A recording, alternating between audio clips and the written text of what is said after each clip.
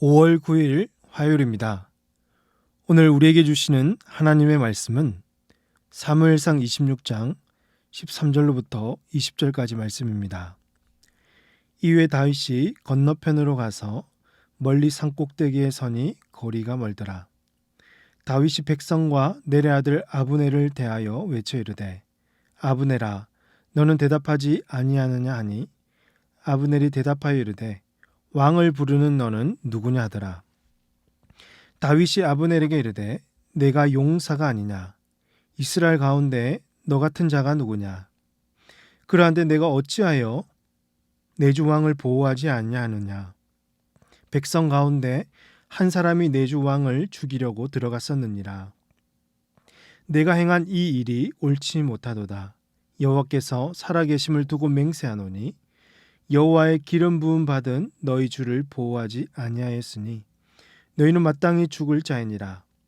이제 왕의 창과 왕의 머리 곁에 있던 물병이 어디 있나 보라 하니 사울이 다윗의 음성을 알아듣고 이르되 내 아들 다윗아 이것이 내 음성이냐 하는지라. 다윗이 이르되 내 주 왕이여 내 음성이니이다 하고 또 이르되 내 주는 어찌하여 주의 종을 쫓으시나이까. 내가 무엇을 하였으며 내 손에 무슨 악이 있나이까. 원하건대 내 주 왕은 이제 종의 말을 들으소서. 만일 왕을 충동시켜 나를 해하려 하는 이가 여호와시면 여호와께서는 제물을 받으시기를 원하이나이다마는 만일 사람들이면 그들이 여호와 앞에 저주를 받으리니 이는 그들이 이르기를 너는 가서 다른 신들을 섬기라 하고 오늘 나를 쫓아내어 여호와의 기업에 참여하지 못하게 함이니이다. 그러즉 청하건대 여호와 앞에서 먼 이곳에서 이제 나의 피가 땅에 흐르지 말게 하옵소서. 이는 산에서 메추라기를 사냥하는 자와 같이 이스라엘 왕이 한 벼룩을 수색하러 나오셨음이니이다. 아멘. 다윗은 여호와의 기름 부음 받은 사울을 해치지 않고 그의 머리 곁에 있었던 이 창과 물병을 가지고 하길라산을 떠났습니다. 그리고 그것과 멀리 떨어진 산꼭대기로 가서 사울과 함께 있었던 이 아브넬을 책망하기 시작합니다. 여러분, 아브넬은 어떤 사람입니까? 26장 5절 말씀해 보시면 사울의 옆에서 호위하던 이 군사령관으로서 가장 용맹하고 또 사울의 가문에서 아주 실질적인 힘을 가졌던 장군이었습니다. 이런 아브넬을 향하여서 다윗은 오늘 15절 말씀에서 다윗이 아브넬에게 이르되 내가 용사가 아니냐 이스라엘 가운데 너 같은 자가 누구냐 어디 있냐는 거죠. 그러한데 내가 어찌하여 내 주 왕을 보호하지 아니하느냐 백성 가운데 한 사람이 내 주 왕을 죽이려고 들어갔었느니라 라고 했습니다. 즉 사울의 군대 장관으로서 사울을 보호하고 지켜야 했던 아브넬에게 왜 왕을 보호하지 않았느냐 하마터면 왕이 죽을 뻔하지 않았느냐고 책망한 것입니다. 이에 따라서 다윗은 아브넬에게 16절에서 내가 행한 이 일이 옳지 못하도다. 여호와께서 살아계심을 두고 맹세하노니 여호와의 기름 부음 받은 너희 주를 보호하지 아니하였으니 너희는 마땅히 죽을 자이니라고 심하게 책망합니다. 혹시라도 아브넬이 무슨 소리냐고 언제 그런 일이 있었냐고 발뺌할 수도 있었기 때문에 확실한 증거로 왕의 곁에 있던 창과 또 물병이 어디 있는지 보라고 그 증거까지도 보여주고 있습니다. 여러분, 여기서 아브넬이 진짜 책망받아야 할 일은요, 사울을 지키지 못하고 자기가 맡은 이 근무를 태만한 일도 있겠지만 다윗이 책망하는 것은 여호와의 기름 부음 받은 왕이 하마터면 죽을 뻔했다. 그를 죽도록 내버려 둔 일에 대해서 책망하고 있는 것입니다. 여호와께서 기름 부으신 왕을 함부로 해할 수 없다는 것이며 다윗의 말 안에는 이 다윗도 보호받고 지켜줘야 될 대상이라는 뜻이 담겨 있죠. 왜냐하면 다윗도 여호와의 기름 부음을 받은 자이기 때문입니다. 다윗의 말을 듣고 있던 사울은 다윗의 목소리라는 것을 쉽게 알아챘습니다. 그래서 17절에서 사울이 다윗의 음성을 알아듣고 이르되 내 아들 다윗아 이것이 내 음성이냐 하는지라. 이렇게 사울이 다윗을 불렀을 때 다윗은 자신의 무고함을 사울에게 호소하고 있는데요. 18절에서 내 주는 어찌하여 주의 종을 쫓으시나이까? 내가 무엇을 하였으며 내 손에 무슨 악이 있나이까? 즉 도대체 내가 뭘 잘못했습니까? 그런데 주의 종을 이토록 쫓아오냐고 말하는 것이죠. 그 대신 다윗은 함부로 말하지 않았습니다. 최대한 겸손하게 자신을 주의 종이라고 예의를 갖추고 있습니다. 더군다나 19절에서 다윗은 끝까지 사울을 왕으로 여기고 있는데요. 원하건대 내 주 왕은 이제 종의 말을 들으소서. 만일 왕을 충동시켜 나를 해하려 하는 이가 여호와시면 여호와께서는 재물을 받으시기를 원하나이다마는 만일 사람들이면 그들이 여호와 앞에 저주를 받으리니 이는 그들이 이르기를 너는 가서 다른 신들을 섬기라고 오늘 나를 쫓아내어 여호와의 기업에 참여하지 못하게 함이니이다라고 합니다. 다윗은 얼마든지 자신을 죽이려고 했던 이 사울을 죽일 수 있는 기회도 있었고요. 나발에게 했던 것처럼 화를 내고 분노할 수도 있었을 텐데요. 그는 끝까지 공손함을 유지하면서 사울을 왕으로 인정하였고 자신을 종으로 낮추고 있습니다. 그는 사울에게 이 일이 여호와께서 하시는 일이면 제가 순종하겠지만 그게 아니라 사람들이 행했던 일이라면 그들은 여호와 앞에 저주를 받을 것이라고 말합니다. 그들이 책망받아야 할 큰 죄는 무엇이냐면 무고한 사람을 이방 땅으로 끌어내서 다른 신들을 섬기게 하고 여호와의 기업에 참여하지 못하게 했던 것이었습니다. 즉 하나님의 사람 이 다윗으로 하여금 우상을 섬기게 하고 죄를 짓게 만드는 것이었습니다. 그리고 마지막으로 다윗은 20절에서 자신의 피를 이런 이방 땅에서 흘리게 하지 말라고 또 곧 이 땅에서 죽지 않게 해달라고 말하면서 이스라엘 왕과 벼룩 한 마리를 대조함으로써 이 존귀한 왕이 자신처럼 하찮은 존재에게 이렇게 신경 쓰며 고생할 필요가 없다고 말하고 있는 것입니다.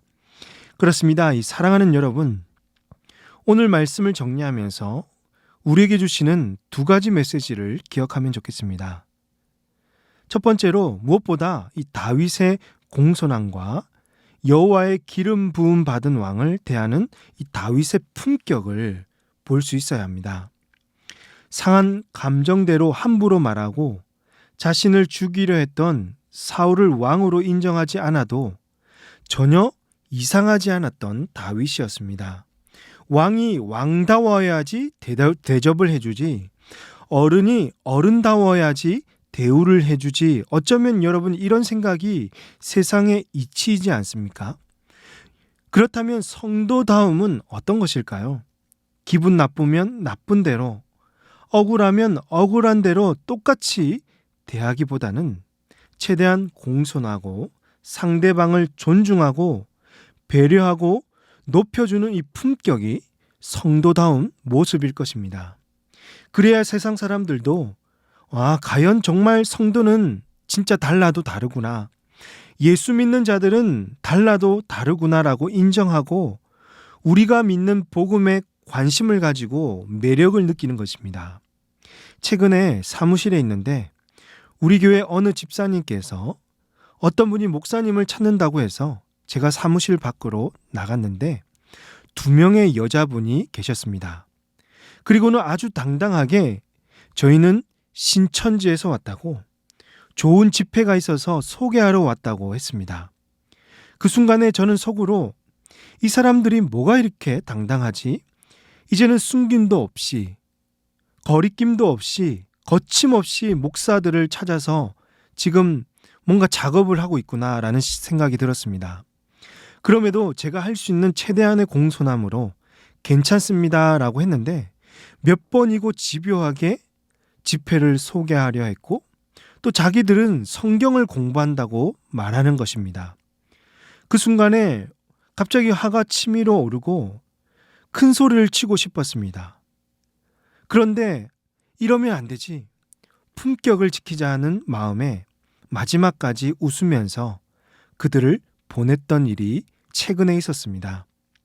그리고 그분들이 가고 나서 화내지 않은 것에 대해서 스스로에게 참 잘했다라는 생각이 들었고, 미처 꼭 해드리고 싶은 말을 하지 못했던 아쉬움도 동시에 남았습니다.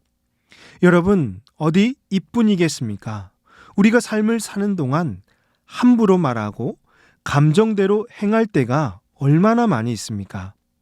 인간답지 않은 사람들에게 그나마 예의를 갖추는 것이 얼마나 여러분 힘이 듭니까? 그때마다 우리의 악한 본성대로 감정대로 행한다면 잠시 속은 시원할지 몰라도 결국 후회가 남고 관계가 깨어지며 전도의 문은 막히게 되는 것입니다. 우리의 모든 행동에는 하나님의 성품이 드러나야 되고, 그러기 위해서는 매 순간 하나님을 생각하고 끝까지 성도의 품격을 지키면서 세상과 다르다는 것을 보여줄 수 있어야 하겠습니다. 이처럼 성도다운 성도님들이 다 되시기를 주님의 이름으로 축복합니다. 또 다른 한 가지는요, 다른 사람들을 죄에 빠뜨리는 죄를 범해서는 안 된다는 것입니다. 사울의 죄가 있었다면 다윗으로 하여금 다른 신들을 섬기게 하고 다윗을 쫓아내서 여호와의 기업에 참여하지 못하게 했던 것이었습니다. 한 영혼을 시험에 빠뜨리고 우상 숭배를 하게 만든 것입니다. 한 영혼을 사랑하고 섬기지 못할지언정 죄를 짓게 하고 유혹에 빠뜨리며 하나님과 멀어지게 하는 행위는요, 복음을 가로막고 하나님의 이름을 먹칠하는 행동입니다. 그래서 여러분, 성도들은 말 한마디도 행동 하나도 책임을 가지고 하나님의 영광을 드러내야 하며 하나님을 사랑하는 동기로 이웃을 사랑하고 섬기는 일이 되어야 할 것입니다.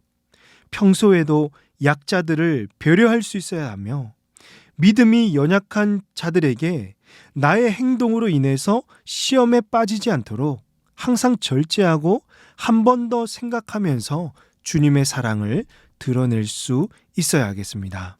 이런 우리 모든 성도님들이 다 되시기를 주님의 이름으로 축복합니다. 기도하시겠습니다. 하나님 아버지, 이 아침에 말씀 듣고 기도하게 하시니 감사합니다.